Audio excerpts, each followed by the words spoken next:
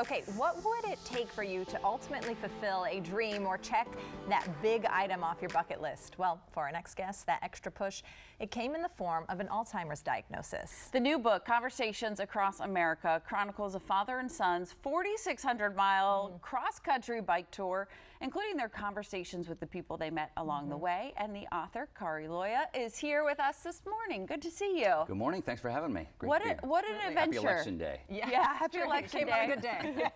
What inspired you to take this cross-country trip with your dad? Yeah, so I grew up in Eugene, Oregon, which is very progressive when it came to outdoor activities. And my dad and I were doing triathlons in the early 80s, and we always talked about doing a big cross-country trip along the Trans-America Bike Trail.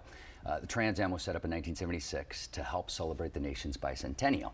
And that first year, 4,000 cyclists from 50 states, 14 countries pedaled across the country, and we always talked about it, but we never actually pulled the trigger.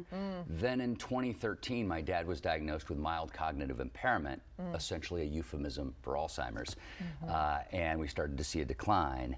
Then in 2015, when I landed a job that wasn't going to start for 4 months, I realized we had a rare opportunity, probably our last, to pursue that dream, and in the process, it would give me a chance for 73 days straight to be with him, rarely more than 10 feet apart, and see how he was dealing with Alzheimer's. How did he do on the trip? Was he sharing stories, or how was he at that time? Yeah, I mean, he was talking. He had faltering speech, but he was physically in good shape. And you know, our biggest challenges though were fitness. We were always in decent shape, but it was clear we were going to have to get in shape along the way.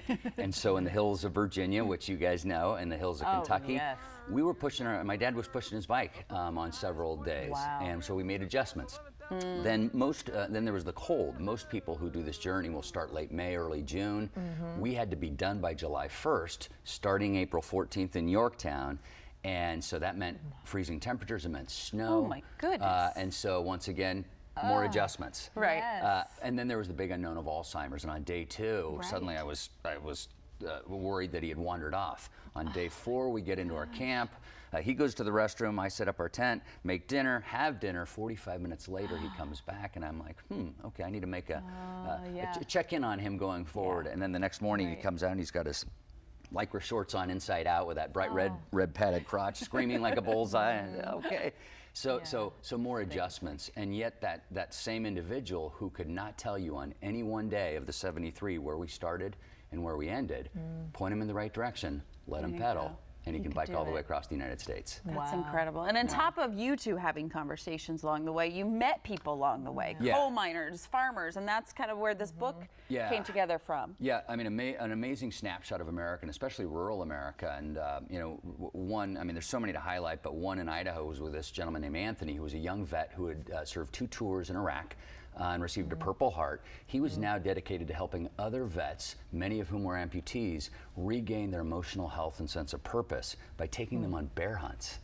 And later he'd get calls from all their wives saying it was the happiest they'd seen their husbands since returning from duty. And I couldn't help but think that this big adventure was like my dad's bear hunt, because for several years it'd been, no, can't do this, can't do that.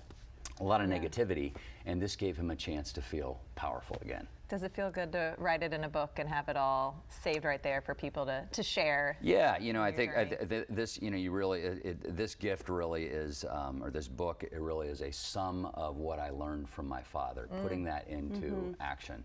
And I know he passed in 2020, so I'm so sorry to hear that, but thank you for sharing his story with us. Thank you so much. Thank you so much for having me. Absolutely. All right, Kari's book, Conversations Across America, is out now. You can also learn more about him and start your own conversation about Alzheimer's, about the country, the world, at his social media. Check him out there. We'll be right back.